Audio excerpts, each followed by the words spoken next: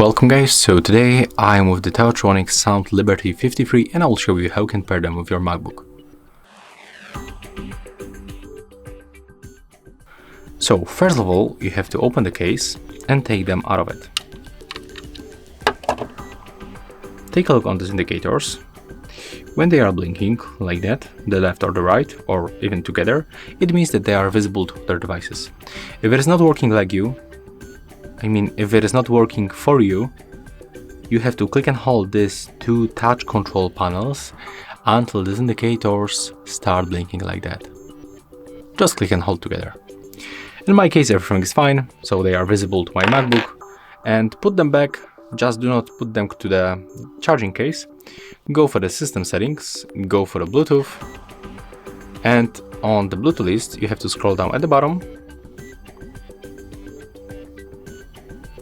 As you can see, they are right here. So click connect, and right now they will switch to the top of the list. Here they are.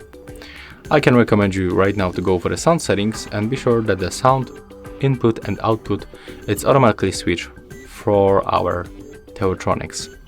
That's all for this video. If you find it helpful, remember to leave a like, comment and subscribe.